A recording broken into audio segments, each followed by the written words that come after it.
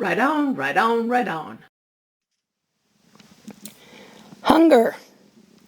Hunger is innate, a physiological sensation that occurs when nutrients are low in the blood, stimulating the production of hormones that message the brain, resulting in the feelings of hunger. It's pretty simple, but there can arise problematic hunger where, because of lifestyle, stress, medications, the natural innate hunger cues become less readable. The problem I'm addressing in this video only involves the result of eating the standard American diet into my 70s, those hunger cues. Then changing to a new way of eating and resetting and relearning my innate hunger cues. Our bodies are fully capable of letting us know what they need. We have only to do what's best for them and then pay attention. But because nutrition has been hijacked by the commerce, we have lost our ability to get correct cues. We've been given wrong and false information as to the nutrients we need to consume. For example, the recommended food pyramid of high plant-based foods that represent a fundamental misunderstanding of how our bodies function. They recommend 55% of calories come from carbohydrates, plant-based foods. Carbohydrates are the only essential nutrient we don't need to consume. Our bodies make sufficient glucose from lipids and proteins to keep us happy and healthy. Carbohydrates are a non-essential nutrient, yet when you look at the literature, it's listed first and promoted as the most important. But it's not essential to life. So it turns out that carbohydrate is not an essential nutrient, meaning people don't have to eat carbohydrates. We can make all of the carbohydrate that we need from the other things that we eat. So as long as we're eating proteins and fats, we really don't need to eat carbohydrates. And that was important to me as I started researching the keto diet, which minimizes carbohydrates. And I was pleasantly surprised to find out that people do not need to consume carbohydrates and still can be healthy.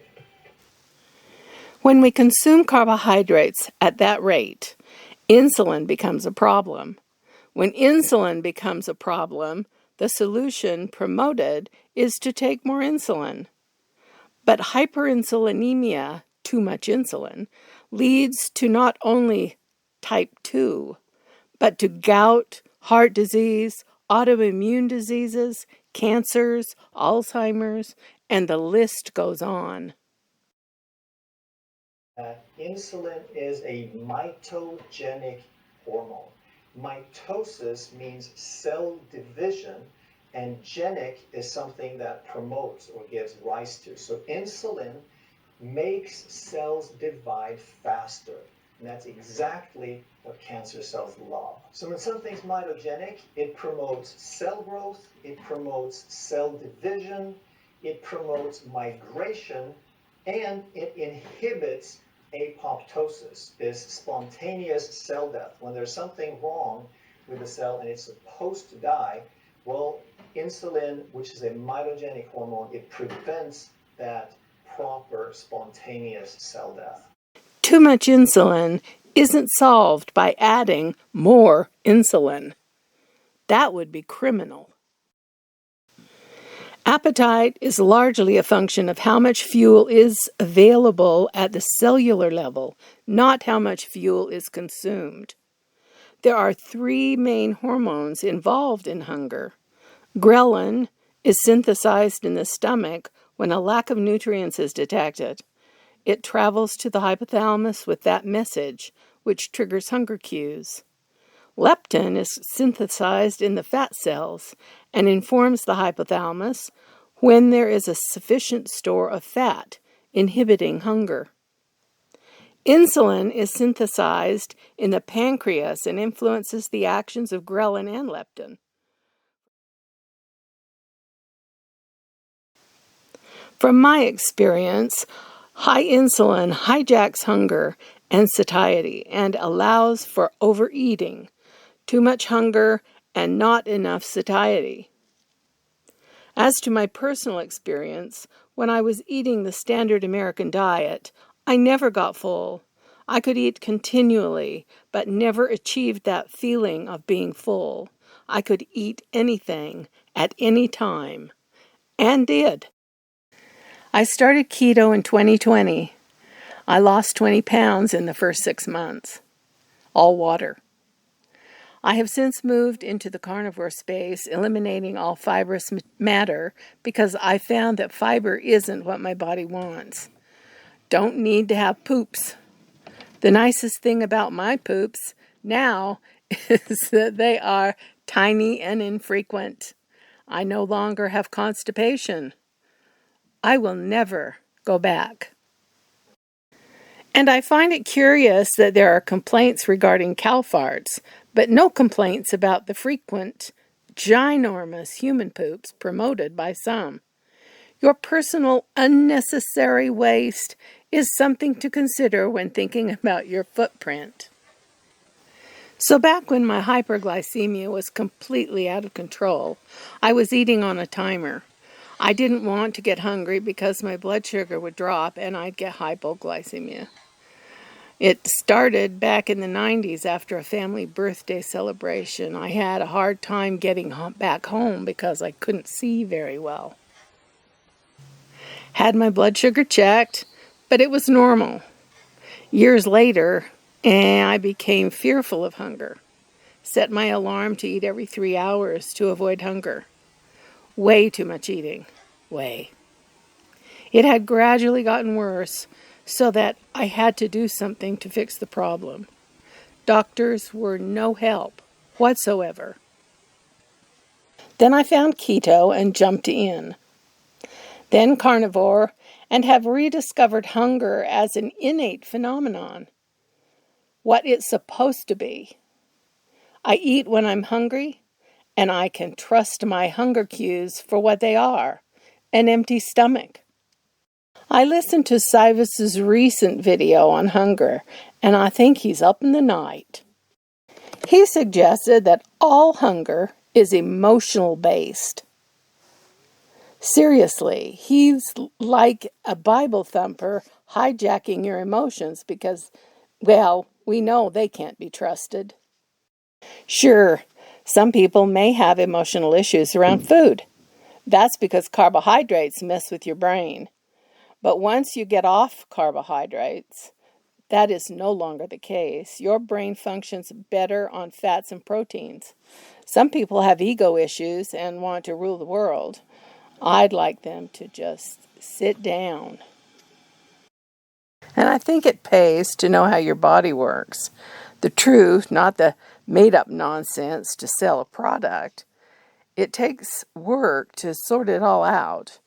But when you eat wrong into your 70s, it takes a long time for your body to work through all the necessary changes, and some damage will not get fixed. That is the reality. When I first went carnivore, I could eat much more than I can eat now. Easy eat 16 ounces of beef. Now I can eat around 8 with a couple tablespoons of butter, and I'm full. And when I say full, it's stuffed. So I think I'm getting to a place where less is more. I just don't need to eat all that much anymore. I don't need to plan or overthink it. I listen to when I'm hungry. I eat till I'm full. I used to be driven by hunger. I had to have cookies every day, always a dessert, something to finish a meal. I ate huge platefuls of carbohydrates, followed by a dessert full of sugar. Now I get hungry 2 distinct times in a day. Can't eat all that much, get full really fast, and I poop maybe once a week. I'm good.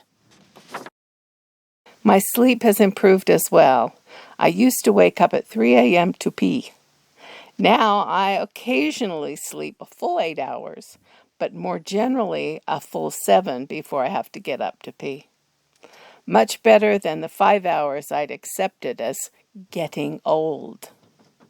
And one other issue I'd like to share, a TMI item, but it's significant. Incontinence. It's the carbs. If you are incontinent, quit eating carbs.